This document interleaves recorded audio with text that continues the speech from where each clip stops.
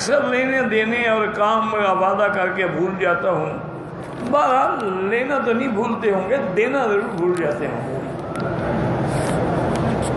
استغفار کرو، کیوں دینا ہے دو وقت پہ.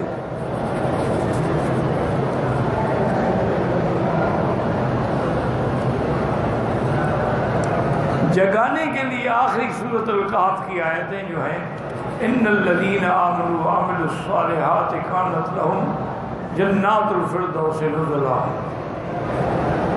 اصل بات یہ ہے میرے بھائی کہ بات بنتی ہے یقین سے.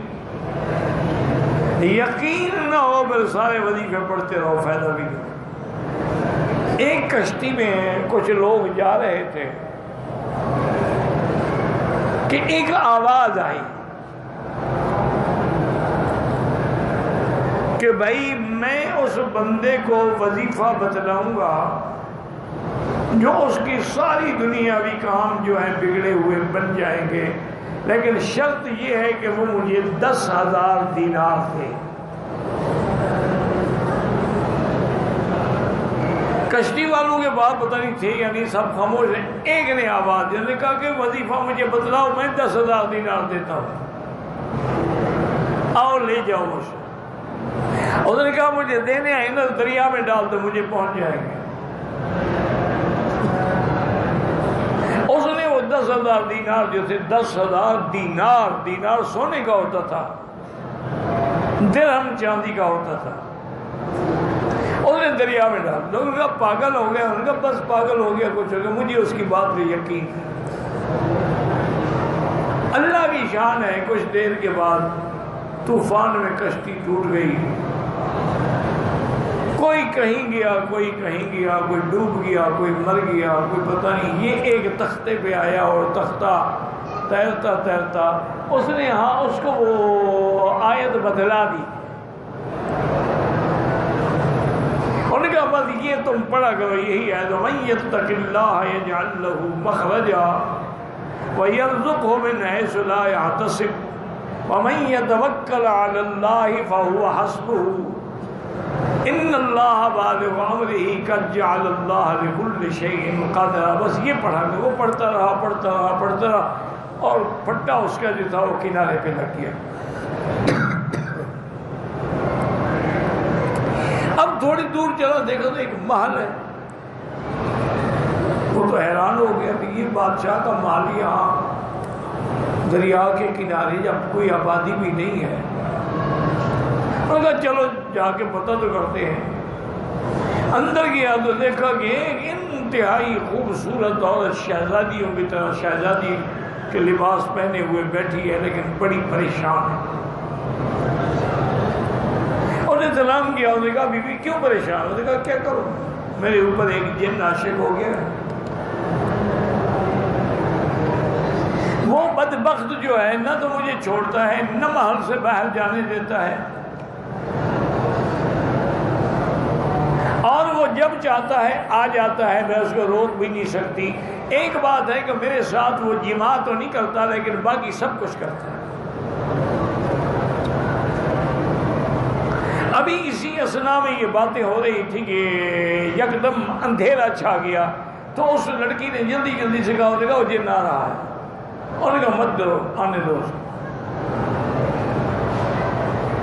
حضرت فرماتے ہیں کہ میں نے اسی آیت کو زور زور سے پڑھنا شروع کیا. میرے قریب تو آ گیا جن، لیکن میرے قریب آنے کے بعد اس کو آگ لگ گئی اور جل کے ختم ہو گیا.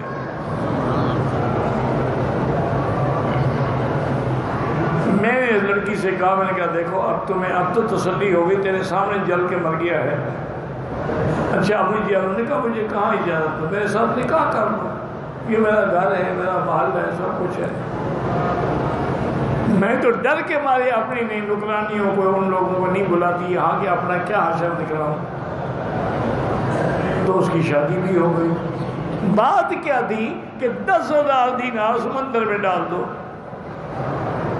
کوئی ڈال لوگ کہیں گے پاگل ہو گئے ہیں، لیکن اس کو چونکہ یقین تھا تو اللہ نے اس کے یقین کے مطابق اس کو پھل عطا فرما دیا. ہم وظیفہ بھی پڑھتے ہیں اور شک کی پتہ نہیں جی فائدہ ہوگا نہیں ہوگا، تو پھر کیوں فائدہ ہوگا؟ کیا ضرورت ہے اللہ کو تمہاری؟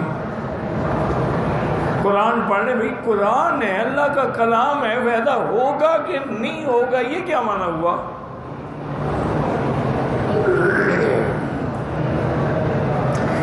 میں نے عصر کی نماز کے بعد احرام باندھا، مکروہ وقت کی وجہ سے صرف نیت کی، اچھا کیا، اس وقت نماز پڑھنا جائز ہی نہیں۔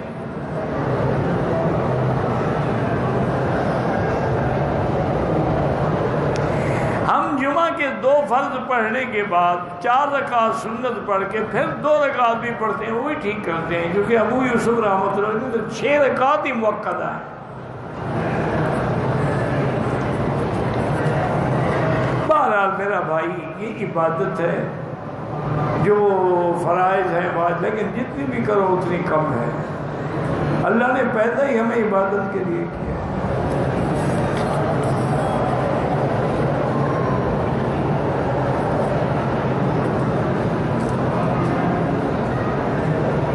میری بیوی کے والدین جو ہیں مزارات پہ جاتے ہیں، میری بیوی کو بھی لے جاتے ہیں، میرے منع کرنے پر وہ نہیں روکتی۔ بیوی کا رویہ میری والدہ کے ساتھ، اللہ سے دعا مانگیں 2 رکعت پڑھ کے، ویسے ایسے کیا کریں نا جی کہ جب وہ مزارات پہ جاتے تم بھی ساتھ چلے جاؤ، لیکن ان سے کہو کہ میں ایک شرط پہ چلتا ہوں کہ آج مزار والا جو ہے نا مجھے مٹھائی کھلائے، جب نہ کھلائے گا یہ کچھ نہیں کر سکتا، تم کیا کرنے آتے ہو؟ وہ تو کھانا جانتے ہیں نا، کھلانا کا جانتے، وہ الٹا نظر نیاز وہاں وصول ہوتی ہے۔ ہم عمرے کی نیت سے پاکستان سے مدینہ منورہ آئے، 5 دن کے بعد مکے آئے، ایک عمرہ کر لیا ہے، دوبارہ بار بار عمرہ کر سکتے ہیں؟ ہاں کر سکتے ہیں، نہ کریں ضروری نہیں ہے، لیکن کرنا چاہیں تو کر سکتے ہیں۔ آپ بالکل مسافر ہیں، نماز قصر ہوگی، سنت اور نفل معاف ہے، پڑھو تو ثواب ہے۔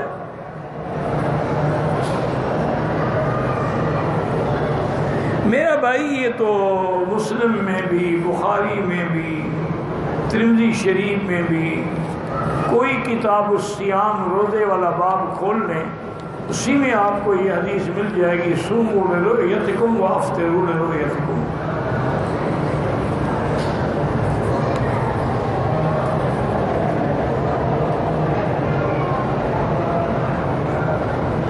کہتے ہیں کہ اگر انتقال ہونے کے بعد میت کو گھر میں رکھا ہے تاکہ لوگ چہرہ دیکھ لیں، اس وقت بھی اس کے پاؤں کعبے شریف کی طرف نہ کریں، احترام یہی ہے، کعبے کی طرف سر ہونا چاہیے، منہ ہونا چاہیے، نہ کہ پاؤں ہونے چاہیے۔